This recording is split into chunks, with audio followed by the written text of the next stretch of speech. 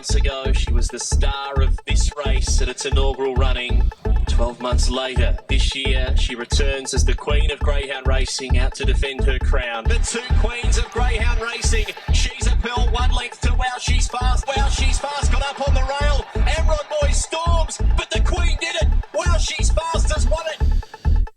Episode 4 now of the Phoenix Flight Path. Welcome along as we edge closer to the countdown to the Phoenix in the middle part of December. Melbourne Cup time at the moment. It is all happening. Plenty changing over the last few days, especially at Sandown Park over the weekend. Can't wait to find out what our power rankings are doing a little bit later on this show. A little bit of a different look Phoenix Flight Path episode. It's a little bit of a calm before the storm, I guess you could say. We've got Friday night racing at the Meadows, so hopefully we're going to find some winners there. We're going to get some inside info for that meeting. We're not looking ahead to the Phoenix this week. It's all about finding a winner to build the bank. And, well, a man who comes on this podcast thinks he owns it, and I think has the ability to find us a winner to build that bank is Corey Smith from the Meadows. Smithy, my good pal. How are you feeling after a big week on racing.com? I'll tell you what, speaking of racing.com, Jim, you're looking nice and fresh, my friend. You didn't have to rack up the 25,000 steps. Old mate Smithy, he's just he's strapped the work boots on and gone to work for you, and you just stood there on the panel and still found time to whinge about your bloody feet. You are right, mate, and I did whinge. I actually worked out I pulled up sore standing still than I did actually going and walking about 20,000 steps. Go figure. But I am gonna invest in some better shoes. Everybody says to me, the older you get, it's not so much about the style, it's more about the comfort, and I can see exactly where they're coming from because I had these little cheapo $20 boots on, Smithy, and I was trying to save money so I had more money there for the punt, responsibly, of course, but I should have spent a little bit more on the shoes. Well, I reckon you need to get the old New Balance dad shoes, you know, the ones I'm talking about, the white sort of operations, the nice big thick boys. I reckon they'll look after you. No one's going to see your feet when you're hosting the show, mate. You can wear whatever you like. I'm still not going down that path just yet, Smithy. Not yet, mate. Run of the day. Well, run of the day, run of the week. How could it not be the Greyhound with the big energy from Sandown Park on Saturday night? Shootout, 4 of the fastest Greyhounds in the country, and it just turned into a one-act affair. And here's how big energy just smashed them in the 2023 shootout. Racing, flying out was Big Energy. Landed a length and a half in front of Transponder to second. On the inside, Alpha Zulu. And Hector Fawley's only 3.5 off the lead as they go to the back. Big Energy roared away, went 5.02 and put 5 or 6 lengths on them. He has charged away. Transponder gets to second, brushing Alpha Zulu and Hector Fawley. But this is all over. Big Energy raced away and he bolts in the shootout.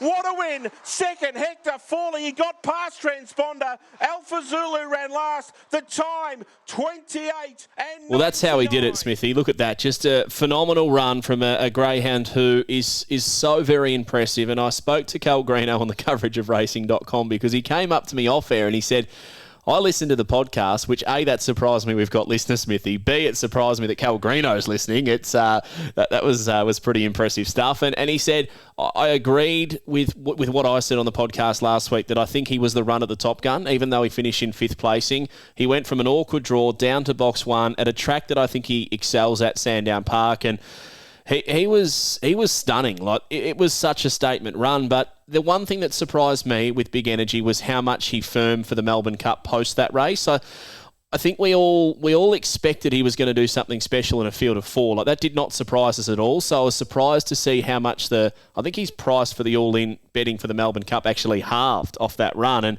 going back to a field of 8, things obviously change, and he's box draw dependent to a shade as well next week.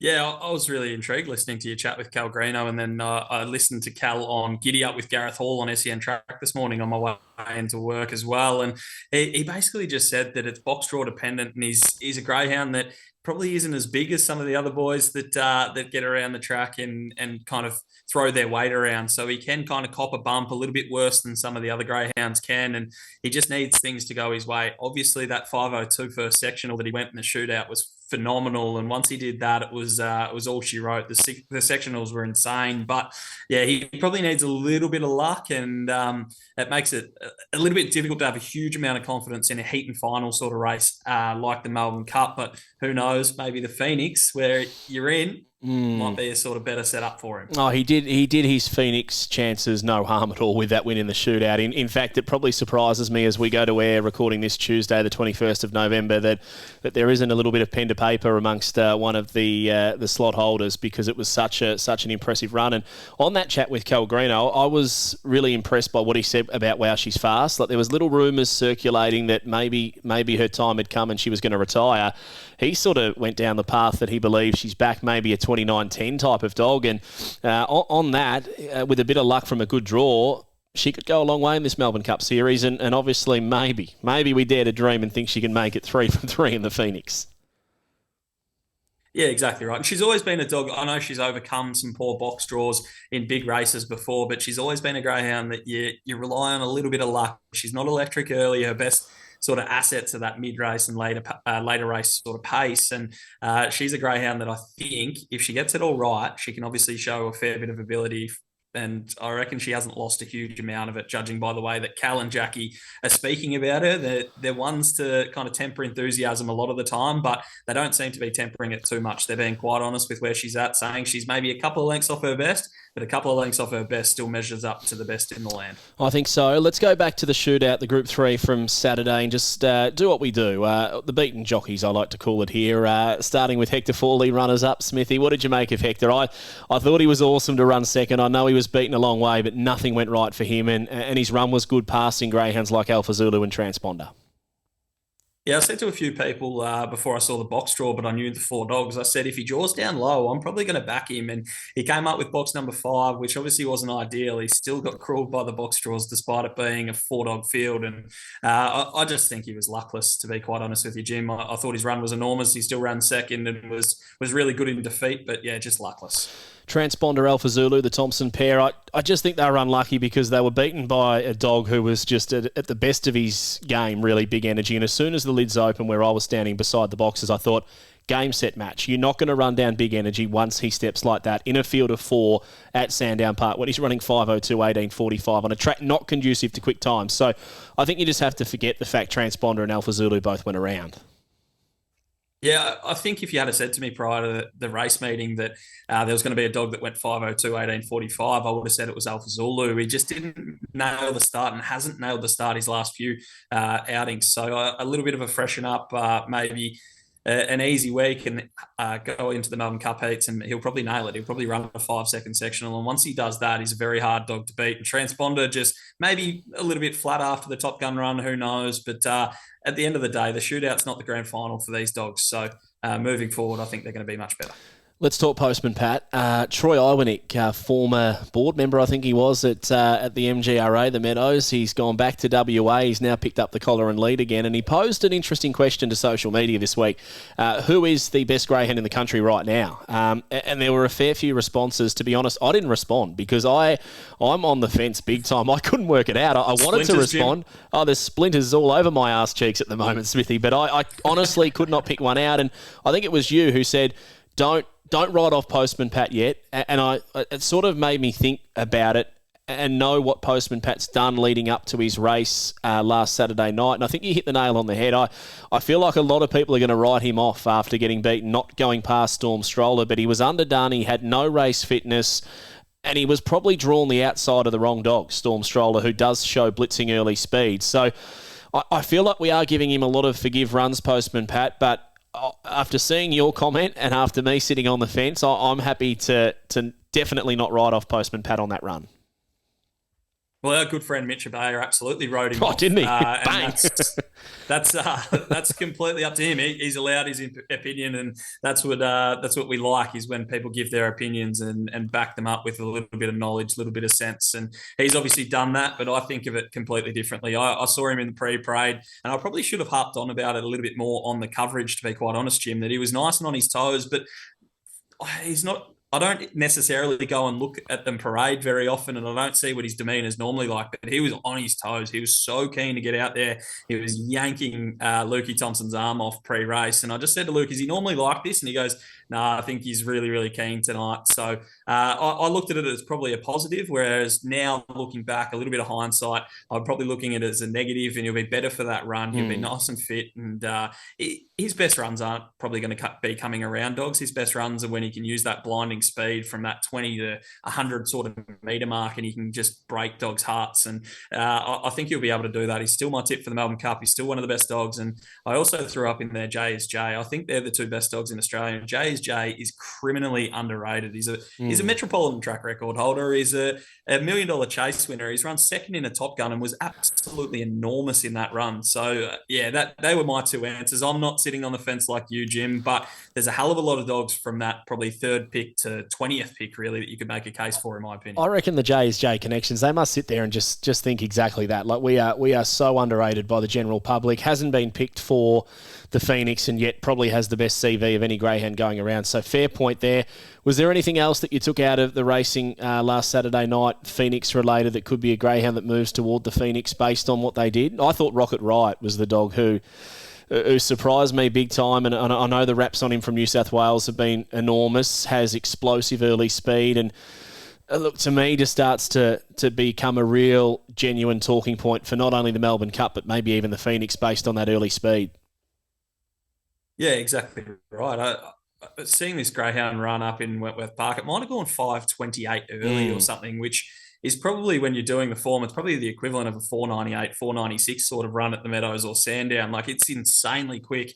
And it was its first crack. It had had the trial, I think, probably 5 or 6 days prior. It had only been in the Thompson camp for about 10 days, Holly Thompson said on the coverage. And I think there's going to be plenty of improvement for that dog. And it's certainly got that electric pace to really factor into races like a Melbourne Cup, like we see the likes of Koblenz do, where they just they get out in front and just highball it and nothing can chase them down. So I wouldn't be discounting it at all. And it's just another one of these dogs that are just flying from the Thompson kennel. Yeah, and just bobbing up at exactly the right time. And just back to Postman Pat, he only went 5:16 early. We all know he's quicker than that.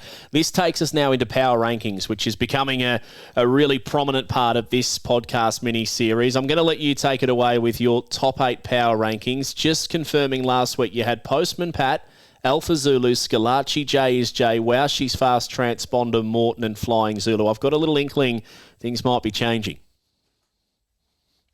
Well, I've just spoken for 10 minutes about how we shouldn't write off Postman Pat after one run, and I'm knocking a dog out after one run, and that's Flying Zulu. He's gone 29.02 at Sandown. He's obviously a very, very fast dog, and I've got an enormous opinion of it.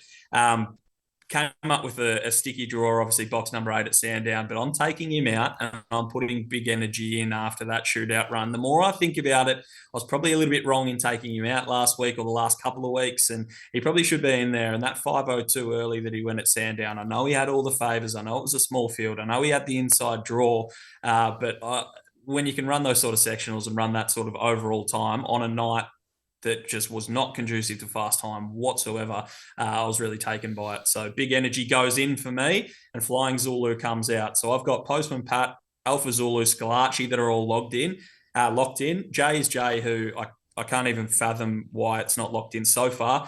Big Energy, Wow She's Fast, Transponder and Morton in there as well. I'm just going for a massive change this week. I'm pretty much redoing my whole power ranking, to be honest.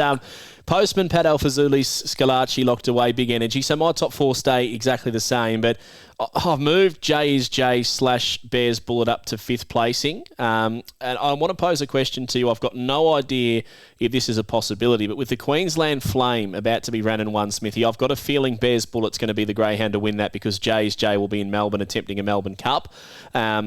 If Bears Bullet is to win the Flame, can the connections then say, well, we actually don't want to go to the Phoenix. We want to come up with an agreement with the team J is J. They might say, look, let's go halves. J is J, you take the spot of Bears Bullet. I would love this. I think it's a great story. And we both race for $500,000 each if J is to win, because I think the team with Bears Bullet would hands down say J is the faster dog. Can it happen? I don't know, Jim. I don't know. And I tell you what, I'm going to set myself a task for next week. I'm going to get someone from Racing Queensland to answer that question for me. I might even get them on the podcast. They can be our special guest next week, and we'll have a bit of a chat about this, because I hadn't really thought about that, to be honest. I know you've been sitting, I've been joking about it and calling you splinters and say you sit on the fence all the time with J is J and Bears Bullet, picking them both in the one spot. But it makes a bit of sense. Yeah. I don't mind it at all. Bears Bullet obviously is a very good greyhound in its own right and has early speed. good. But Jay's in form. He's performed really nicely at the Meadows. He's absolutely flying along, running for $500,000 each. I reckon that would be not a bad little story. I think it's great, and I think the connections of Bears Bullet, no disrespect, he could probably come down and win the race himself, but wouldn't it be amazing if, it's just got that Queensland feel to it, and not only that, Bears Bullet could probably win a race at Albion Park worth 7,000 or 8,000 on the Thursday, let JSJ do the work for the million, and then I think everybody's happy. So I've still got that line through both of those. The new introduction to my power rankings is Rocket Riot. Bit of an X-Factor run. Straight in. Got beaten by Crackerjack Bull. But I was just taken by the turn of foot, and I think that's the type of dog that could win a Phoenix. Lack of Meadows form, obviously, is the really big query at the moment. But I've thrown him in based probably going maybe 1 week too soon, but I think he could win the Melbourne Cup. And then I've got Morton, Flying Zulu, question marks on both. I'm not sure which one I want to put in, which one I want to drop out. I might even take Morton out because, I'll leave Morton in, take Flying Zulu out. And Hector Fawley is my new dog going in. So I've got, interesting. Daniel Hibbert's got into my head. Postman, Pat, Alpha Zulu, Scalacci, Big Energy, and I've got J's J/Bears Bullet, then Rocket Riot, Morton, Hector Fawley. They're my power rankings for this week. Flying Zulu's my number 9 at the moment, and I think he could make his way straight back in, potentially after a Melbourne Cup heat win this week, given he gets a good draw. I reckon you're looking for a few comments on the power rankings post on the socials here, Jim. I like it. It's that's some big changes. Rocket Riot straight in there. I know you're taken by greyhounds with early speed, as we all are, but to go straight in there, I think in the 6th position as well, ahead of a dog like Morton, ahead of dogs Flying Zulu and Transponder, the Top Gun winner as well. I like it. I don't mind that at all. They call it clickbait, I think, Smithy. Big race preview. All right, Smithy, not really big race preview, but greyhound racing is at the Meadows Friday night, and I think we can all say it's probably not the strongest meeting. All of the superstars of the sport being held back to Saturday night to have a crack at the Bold Trease and the Melbourne Cup, but I thought we could almost mix this with the Punters Club and just have some kind of little wager for Friday night at the Meadows and something to look forward to. Have you got something that stands out at the Meadows on Friday? I had a bit of a flick through the fields. Haven't had too much time to go through it. Haven't got any prices, obviously, Jim. But I thought it was a really, really intriguing race. Race number 8. It's a mixed 3-4. And I reckon a lot of these dogs thought, we'll give the Melbourne Cup heats a little bit of a miss and we'll come to the Meadows and hopefully get an easy little kill and get some confidence up.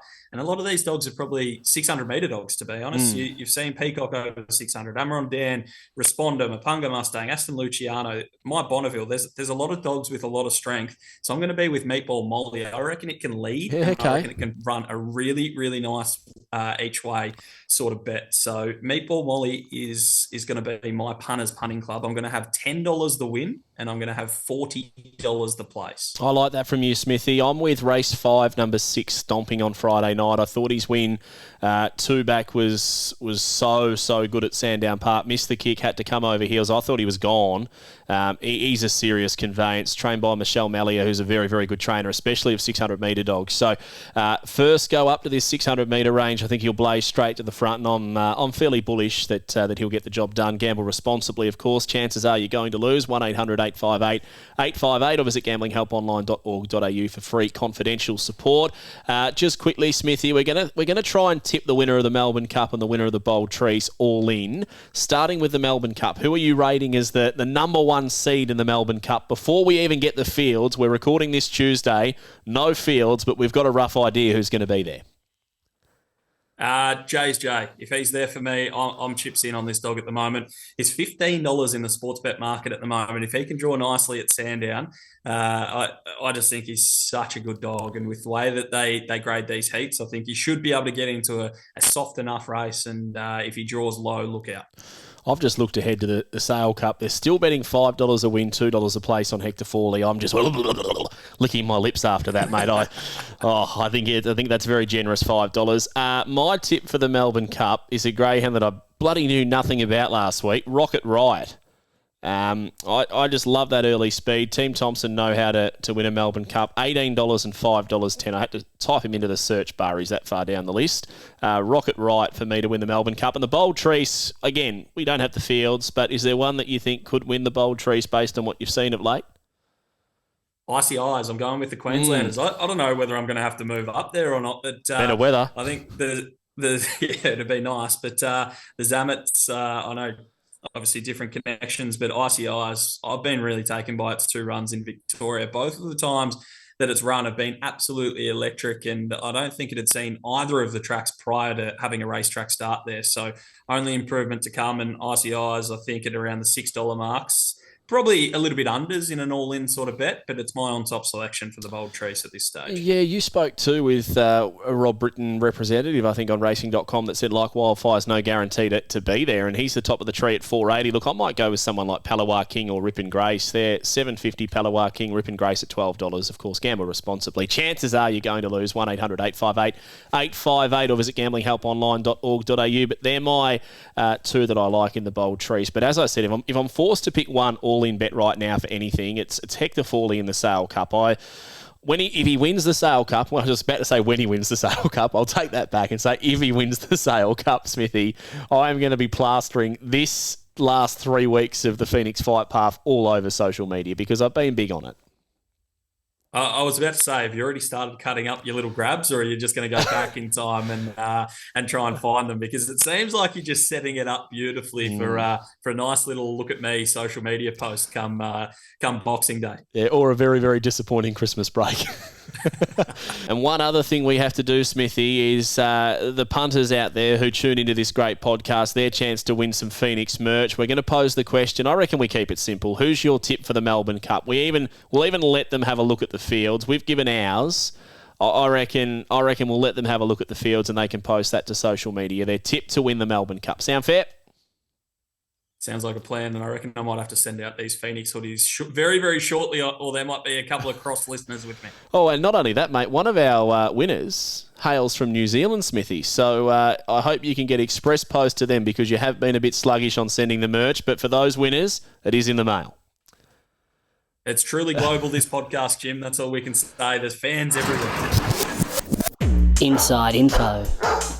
Time for some inside info and a man who is just chomping at the bit, heading toward the Melbourne Cup, heading towards Friday night, maybe just heading toward a Phoenix is Jason Sharp, the trainer of Morton, who is the up-and-coming superstar that we seem to keep on talking about on this podcast. Hello, Jason. Thanks for your time, mate.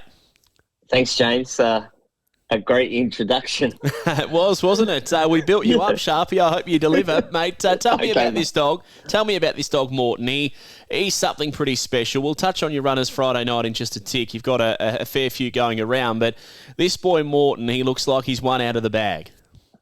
Yeah, look, definitely. We probably think he's the best dog we've ever had. So, even, after this 11 starts, he just looks like he's the real deal. So we're really pleased with him. We'll get back to him in just a moment. Friday night at the Meadows. It's not the strongest night of greyhound racing, obviously, with the Melbourne Cup heats and the Bold Trees on the following day. But I've sensed the Sharp Kennel have thought, well, this is a chance to get to town and do really, really well. You've got a big team in. We'll go through them runner by runner, try and get some inside info for the loyal listeners of the podcast. Starting with race 1, you've got Stormy Day, who I reckon's another little X-Factor greyhound. Very, very fast dog when he gets it right. He does want the fence and he handled box 8 well. So that was last start. He looks a chance in this final. Yeah. Well, he's Morton's brother, so he's a long way behind Morton. He lost about 3 to 4 months with an injury, so I reckon he'll get better with time as well. But he's really in that race. Obviously, the 5's a big danger, I'd say, the Paraskevas's dog. But if he gets the start right, he's right in this Stormy Day. You made a point he's a long way behind Morton, but that's not necessarily a bad thing, is it? No, well, yeah, when they both broke in, Stormy Day actually broke in faster. Wow. But he did seriously lose 3 months. He actually did nothing for 3 months. So he did a metacarpal, so we just had to get it right and make sure it was right before we started putting work into him. So he's come back all right, but I still think he'll be a better dog in another 4 or 5 starts. So. I reckon the listeners are black booking him as a greyhound just to keep a close eye on, maybe for some nice races, maybe mid next year even. What about race 4, number 5, City Boy for Eddie Burrard, who often sends you 1 or 2 dogs, and this one's an interesting form line from Gunnedah in country New South Wales, but has won 8 of 13 and is running pretty good times up there too. What do you make of this this first starter for the kennel? Yeah, we got him. We just give him a couple of weeks off, and we've been trialling for the last 2 or 3 weeks.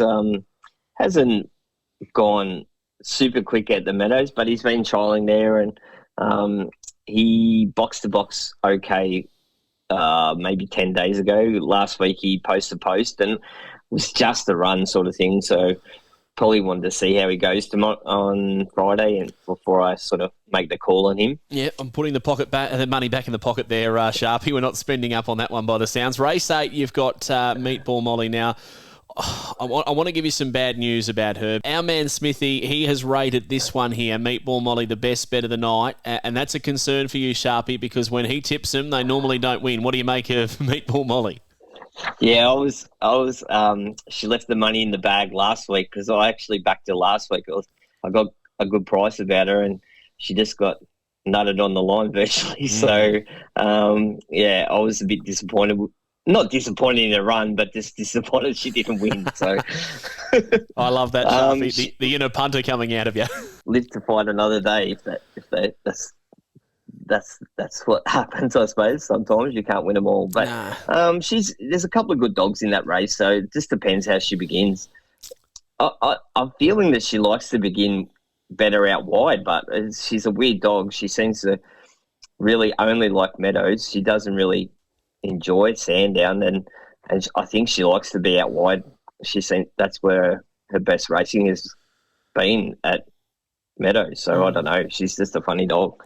She can run on her day, but yeah, for sure, and she has got that early speed, which is a real plus in a race that might just lack a little bit of pace. The next one's a really interesting runner, and I reckon you've done a really good job with her. Starburst Candy, she's race 9, number 4 on Friday night. No world beater, but she's only won 3 out of 56, but you've pocketed nearly $50,000, and I reckon in prize money, and I reckon when you sit back and look at a greyhound like her, you would 100% say you've done a really good job as a trainer to amass that much prize money with a greyhound with limited ability. She's been a nice type, but she's not blessed with talent. Yeah, she's a really hard dog to place. Do you know what I mean? She's sort of like I don't know. I think she's really like a 620 metre dog, but obviously we've got nothing like that here. So, yeah, she is a funny unit. You know, sometimes you think she's going to go no good and she goes super, and then when you think she's going to go good, she doesn't go any good. So she's a very hard one to tip on. Obviously, if you won 3 out of 50-odd, you can't really tip those dogs either. So no, she has been a good little consistent earner. What about race 11, Killer Bee Cammy? Tough race, tough draw. Do you give her a chance? I think the 5's got early speed, and so does the 2. So there's a bit of pace underneath, but she might get a drag early. Yeah, she's a bit like Starburst Candy. She's sort of you put her against the better dogs in town, and she sort of bobs up and runs a 2nd or a 3rd or a 4th, sort of in the money. But you go to weaker class and she's not in it, so she's a funny dog. But she hasn't won one in town, so she just goes around because we're going there. So she's not one I could tip either. But yeah, maybe I thought Gangster Paradise actually went a lot better last week in the last, so he's drawn probably where he wants to be. I don't know if there's much speed on his outside, so you might know that better than me. No, I have done the 4, mate, and the pace is underneath. Fly Birdie and Joliet Bale in the last, so you might get a nice run, and I've got no doubt he is much better drawn in 6 than he is in 1. Would you agree? Yes. Yeah, definitely. Best of the 6 on Friday night, Sharpie. We're going to put the pressure on you, mate. I'd have to go Stormy Day, I'd say. Yeah, I like that. Race number 1, nice and early. Number 3, Stormy Day. Well, let's chat Phoenix before we let you go, Sharpie. This greyhound Morton. This podcast is a 7-episode mini-series leading up to the Phoenix. We're chatting everything Phoenix in the lead up, and this greyhound Morton, he's sort of, wow, she's fast, I guess, in that first year going into a Phoenix where some punters think they're too young, they're too inexperienced, and then you look back and see what she'd been able to do in the last 2 years.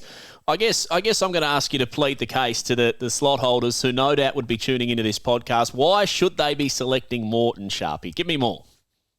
Well, he's the fastest dog there in the last 12 months. So what else do you need? I don't know.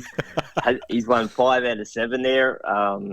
He doesn't need the lead, and he can be drawn inside or outside there. So I think, as an all-round dog, he's probably the best chance in it.